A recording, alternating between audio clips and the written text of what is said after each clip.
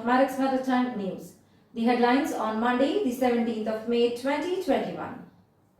IMO urges fair vaccine distribution for seafarers. SEACODE tackles workplace problems in the maritime industry. India's COVID-19 surge swells burden of seafarers stranded at sea. ESG rules will nudge shipping to net zero. Indian port operations grapple with labour shortages.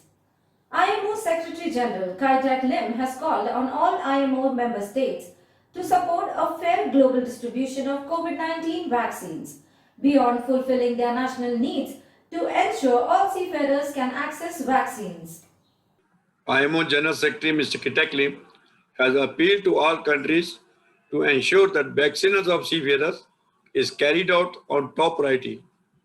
Due to increase in COVID-19 cases in India, many of the countries have banned entry of Indian seafarers, and this is directly affecting employment opportunity of thousands of Indian seafarers. This matter of vaccination comes at a crucial moment in the ongoing role of shipping during the COVID-19 pandemic and needs to be taken upon utmost. The International Maritime Organization, IMO London, has also included India in its list of member states and associate members that have been designated seafarers as key workers. Seafarers are a unique population with their own requirements for international travel. To protect the health of the seafarer and to minimize disruption of trade and global supply chain, vaccination of seafarers is essential. Our demand from the Government of India that the seafarer must be declared as frontline workers status to get the vaccines on priority basis. Chinese seafarers are already getting the benefit of this fully being vaccinated, and Indian seafarers are losing jobs. Because of this, we have already lost jobs as well as our foreign exchange. The Maritime Union of India has communicated regularly with the Minister of Shipping and PM Office. However, we are waiting for the preference to be given to the seafarers of all age groups as the vaccine supply situation improves.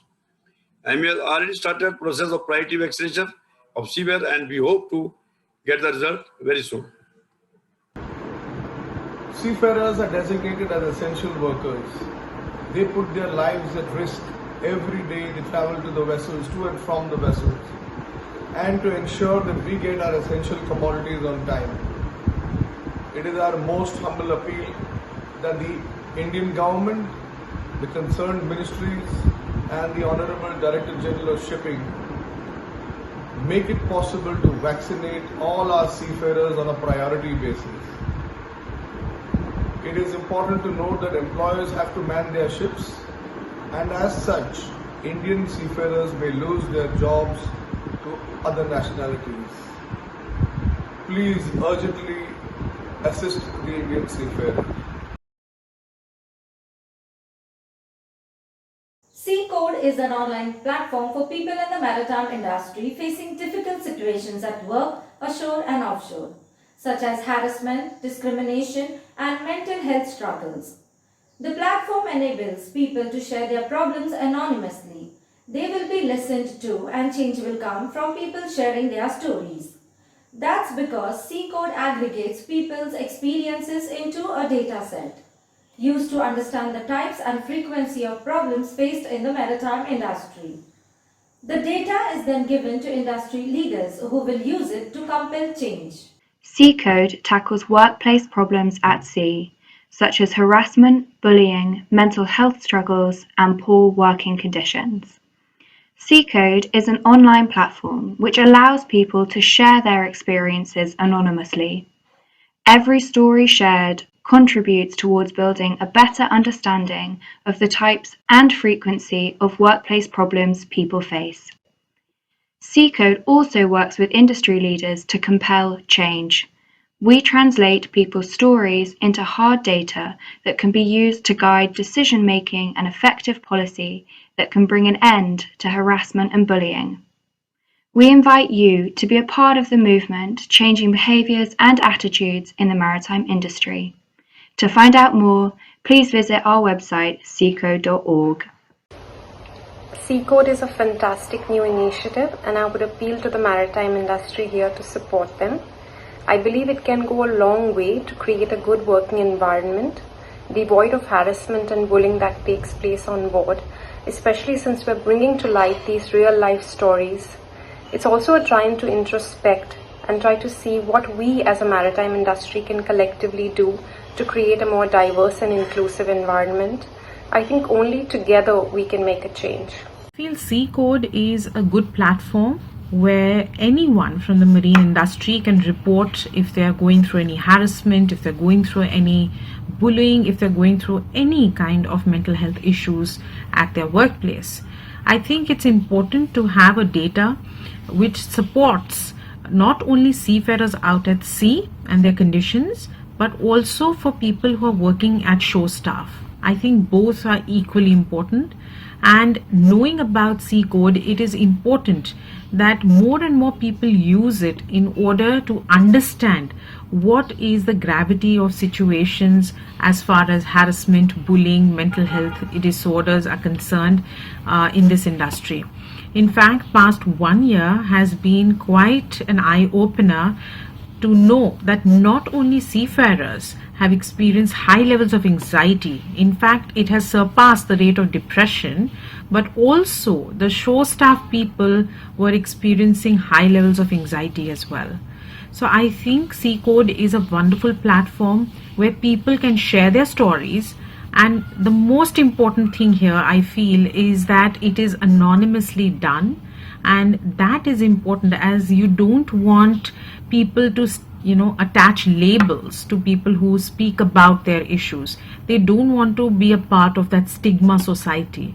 So I think this is one step in the direction where people can discuss stories. The more stories which would come up, I think the more better it will be for professionals and for the industry as a whole to look into their issues and find solid solutions and look into what can be done in order to reduce such kinds of issues. So I think SEACODE is a wonderful platform, and I think it should be made accessible, and more awareness regarding this should come across in the entire industry so that more people working in this industry can voice out their opinions without the fear of being judged or getting penalized.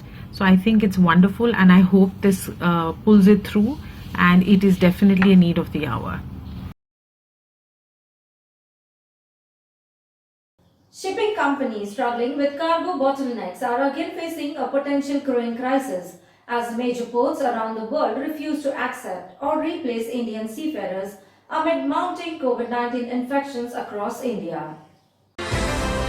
Indian Maritime University, a central university under Ministry of Shipping, Government of India, offering various UG and PG courses in the maritime sector, UG programs in Marine Engineering, Nautical Science and Naval Architecture, PG, and research programs in Naval Architecture, Marine Engineering and Management. Campuses located in Chennai, Visakhapatnam, Kolkata, Mumbai and Kochi. For admissions and program details, please visit www.imu.edu.in.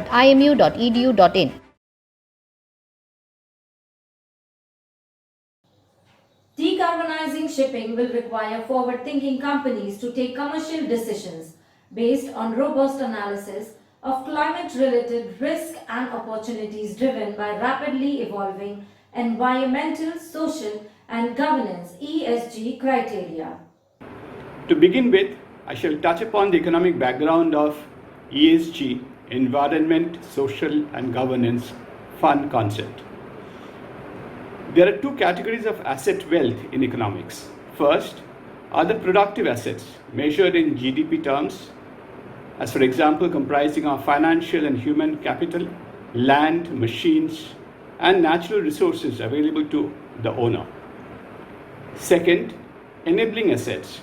These are institutions, knowledge, social capital in terms of wellness and happiness and time.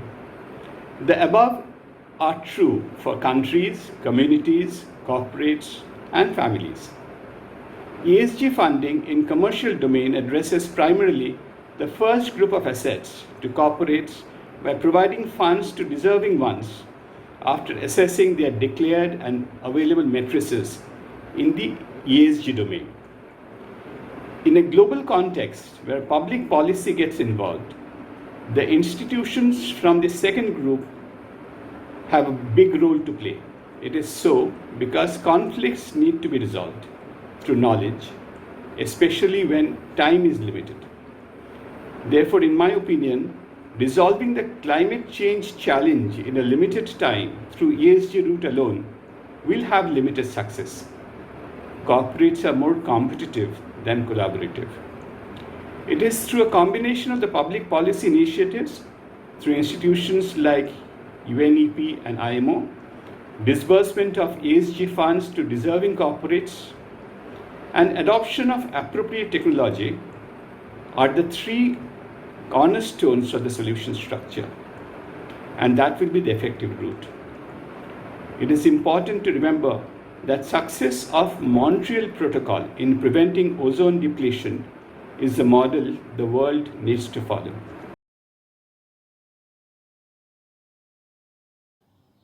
India's shipping ports are struggling amid a manpower shortage and reduced working arising from varied stages of pandemic-related lockdowns across different states in the country, prompting some to declare force majeures.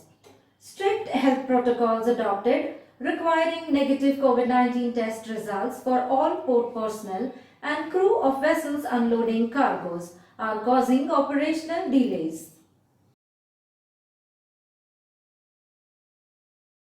Stay safe and stay healthy. Thank you for watching. See you next Monday.